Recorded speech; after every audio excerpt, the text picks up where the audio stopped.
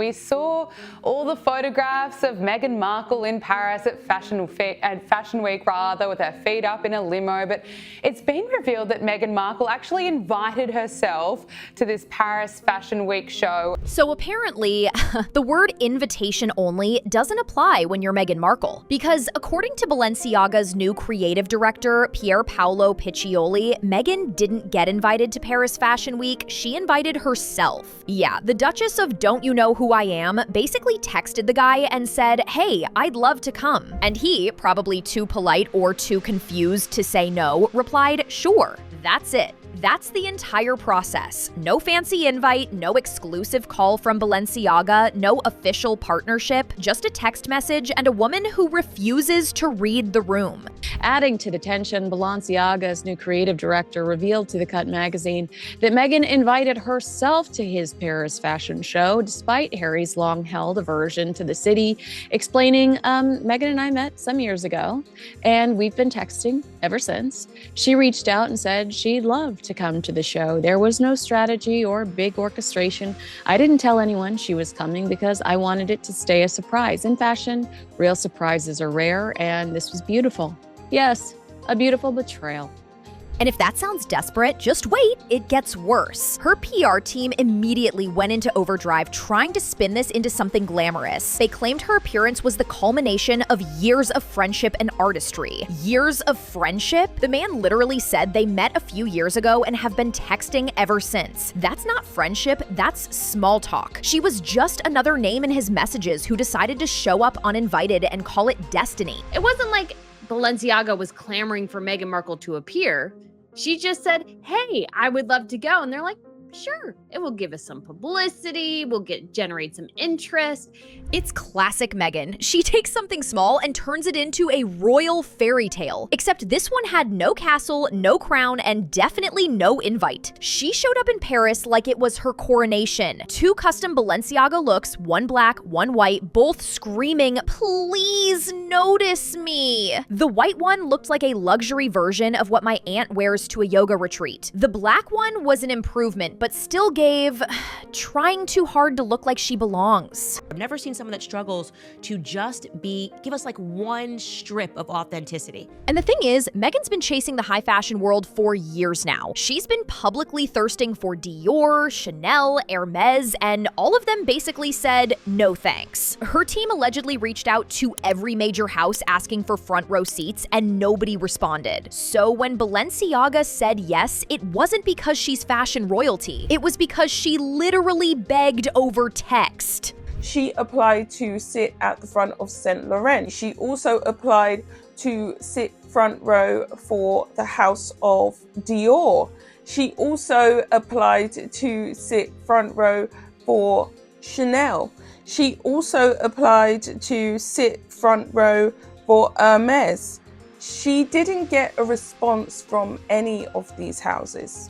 And this was just the start of the whole mess Meghan Markle created this time. She chose to show up in Paris, the exact city Prince Harry said he'd never set foot in again. The same city where his mother, Princess Diana, tragically passed away. Harry has spoken multiple times about how deeply that city haunts him. He avoids it out of sheer respect and pain.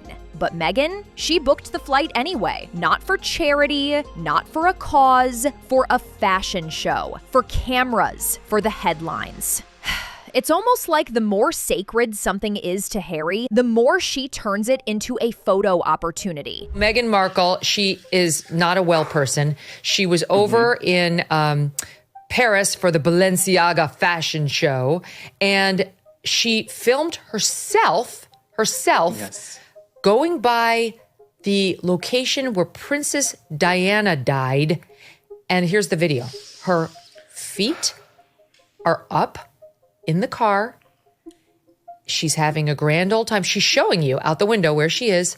And then you see her naked feet crisscrossed in front of her, like, the world is at my feet.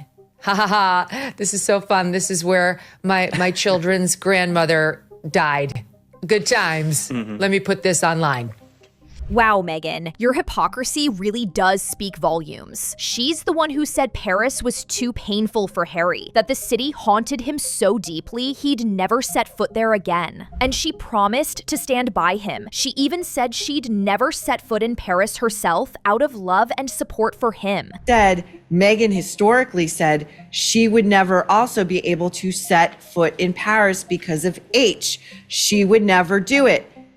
Here she is, and not only here she is, but she's filming herself doing a drive-by of Diana's death tunnel. But now there she is, flying in for the cameras, smiling for the press, in an event she literally begged to come to. And to make everything worse, she filmed herself in the very place her husband swore he could never return to. If that's not tone deaf, I don't know what is. For someone who is constantly trying to convince us that she is the second coming of Diana, she should know better. She's a 44-year-old woman trying to be an influencer. Are we witnessing a midlife crisis?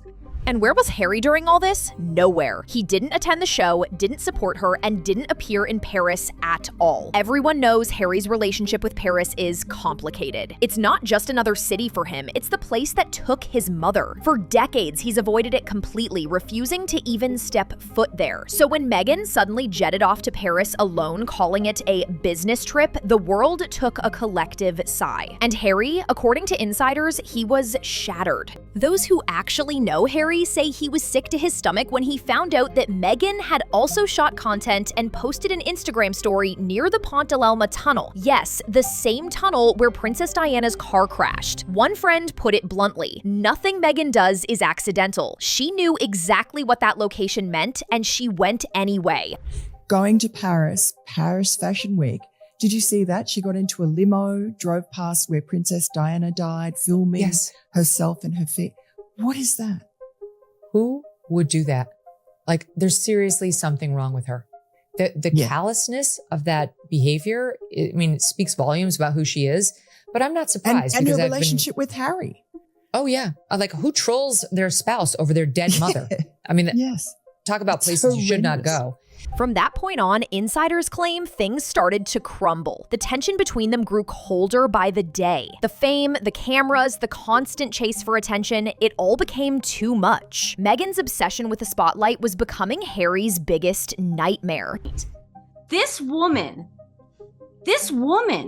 who I trace back, she always puts music in her videos, had us listen to the clanking of the glasses in the car, the wind that was coming in from the window.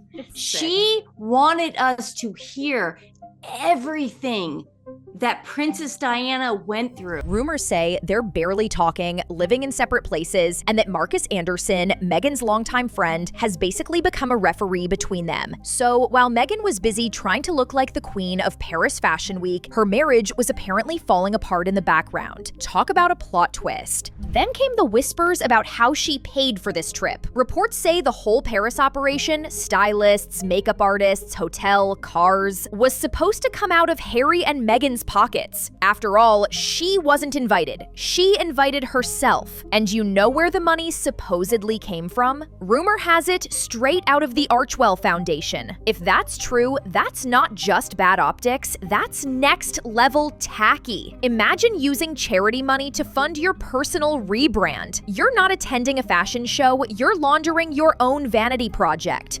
And Meghan, what happened to all that talk about not being able to handle being away from your kids? You said being separated from them made you feel unwell, remember that? But now you're flying off to Paris, collecting random awards in New York, smiling for every camera in sight. Where are the kids now, huh? You don't look unwell anymore. In fact, you look perfectly fine. Maybe even a little too comfortable. She talked about how she was physically ill when she had to be away from her children. And she knew that people would connect the dots and realize that the time she was talking about was when Queen Elizabeth died and she was in the UK and didn't want to be there. Well, now she's in Paris, she's in New York, on her way to Washington, D.C. Who's with the kids? And are you physically, girl, I just saw her walking out of Gloria Steinem's house. Girl, are you okay? Do you need, do you need some Pepto? I don't know, but you're claiming to be physically sick when you're away from your children, and you seem to have been away from your children for quite a long time and not for anything worthy.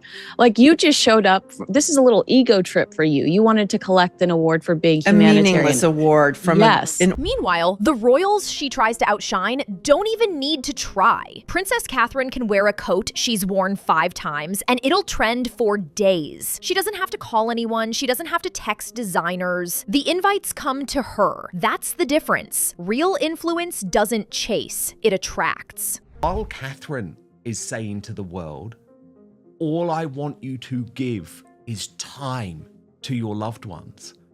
Think about what Harry and Meghan are asking for. Money. Buy my product. Follow my social media page. And I just thought the contrast is very stark. Meghan's approach feels like someone who's terrified of being forgotten. She left the royal family to be independent, but ever since, she's been trying to recreate that same level of prestige through fashion, fame, and PR. And each attempt feels a little more desperate than the last. Do you know what? You've got a great life. You've got a beautiful family. You're so much in love. Move on. Get a life. Move on.